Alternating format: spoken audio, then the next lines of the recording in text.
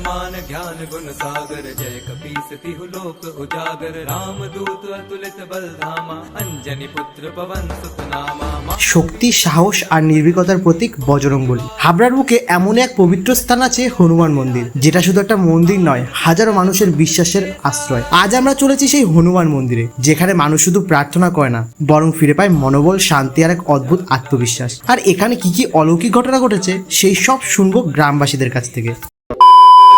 হাবড়ার এই হনুমান মন্দিরের প্রতিষ্ঠা হয় প্রায় 19 বছর আগে। একদিন একটা হনুমান ইলেকট্রিক শক খেয়ে ওই স্থানে মারা যায়। তখন গ্রামবাসীরা সবাই মিলে ওই স্থানে গড়ে তোলে এই মন্দির। প্রথম দিকে এটি ছিল ছোট্ট একটি স্থান, কিন্তু ভক্তদের আগমনে, বিশ্বাসের জোয়ারে এই মন্দির ধীরে ধীরে রূপ নেয় পরিপূর্ণ শক্তিপীঠে। আজ এই মন্দির শুধু হাবড়া নয়, আশেপাশের গ্রাম থেকেও ভক্তরা আসেন প্রতিদিন সকালে হনুমানজির পুজো করা হয়, তারপর বাজে শঙ্খ আর শুরু হয় ভক্তিময় আরতি। বিশেষ করে মঙ্গলবার আর শনিবার এই দুদিন এখানে প্রচন্ড ভিড় হয়। ভক্তরা আসেন নানা মনস্কামনা নিয়ে, কেউ চাকরির জন্য, কেউ সুস্থতার জন্য, কেউ বা মানসিক শান্তির জন্য। এখানে বহু মানুষ এমন অভিজ্ঞতা পেয়েছেন যা যুক্তি দিয়ে বোঝানো কঠিন। একজন স্থানীয় বাসিন্দা জানান, 19 বছর আগে কারেন্টের শর্ট খেয়ে মারা যায়। এবার তারপরে আমাদের এখানে গ্রামবাসী এবং আমাদের সাধারণ যত ভক্ত বা বৃন্দ বা রাস্তার জনগণ, তারা এখানে আমাদের এই মন্দিরের এখানে হনুমানকে স্থাপিত করা হয়। প্লাস্টিকের চালা ছিল, তারপরে টিনের চালা করা হয়, তারপরে 8 চালা সোনের চালা করা হয়।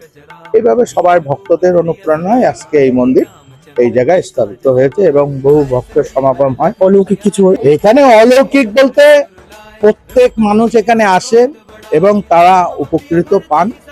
আগে যে ভক্ত সমাগম ছিল তার থেকে এখন প্রচুর সমাগম হয়। অন্য একজন বলেছিলেন, ভক্তরা এসে সবাই উপকৃত হয়। এটা আমরা বুঝতে পারি কি, প্রথম পুজো দিয়ে যাওয়ার পরে তারা যারা মনে মনে যা করে যায়, তারা পরে সেটা দিতে এসে আমরা বুঝি। যারা যা মানসিক করে দিতে আসে, তখন আমরা বুঝতে পারি যে হ্যাঁ, এদের মনোকামনা পূরণ হয়েছে। বলছে এখানটা আমার মনোকামনা পূরণ হয়েছে, আপনারা বিলি করে দেবেন। ঠাকুরের আশীর্বাদে কেউ খালি হাতে ফিরে যায়নি। আমরা যাই হয়ে যাক, আমরা একটু প্রসাদ পেয়েছি, এটাই কিন্তু একটা অলৌকিক। এবং যতক্ষণ মন্দির খোলা থাকে ততক্ষণ বাবার প্রসাদ এখান থেকে বিলি করা। এগুলো অলৌকিক না ঈশ্বরের লীলা, সেটা বিচার আমরা করব না। তবে এত সংখ্যক মানুষের বিশ্বাস কখনো হাওয়ায় ভেসে যায় না। এই মন্দির শুধু পুজোর জায়গা নয়, হনুমান জয়ন্তী উপলক্ষে এখানে বিরাট অনুষ্ঠানের আয়োজন করা হয়। ঢাক, কীর্তন, প্রসাদ, মহাআরতি। একদিনের জন্য গোটা এলাকা যেন এক দ্বিতীয় অযোধ্যা হয়ে ওঠে। এদিন স্থানীয় বাসিন্দারা বলেন, বজরংবলীর আশীর্বাদে আমরা একে অপরের পাশে দাঁড়াতে পারি। এই মন্দির আমাদের সবার মিলনের কেন্দ্র। তবে জবের থেকে আমি হনুমানজির নাম নিচ্ছি। হসপিটাল মাটি, আমি যত বড় রোগ ব্যাধি হোক, আছে শুধু বিশ্বাস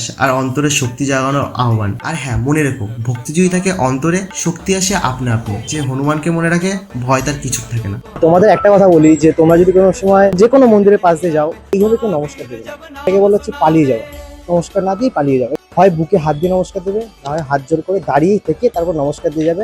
এখন 9:17 বাজে, তাই এখন মন্দির বন্ধ আছে, কারণ এদেরও বাড়ি যেতে হয় যারা সারাদিন ছিল। আজকে শনিবার দিন আসল পুজো হয়। हनुमान चुरावे मन क्रम वचन ध्यान जो लावे सब पर राम तपस्वी राजा दिन के काज सकल तुम साजा और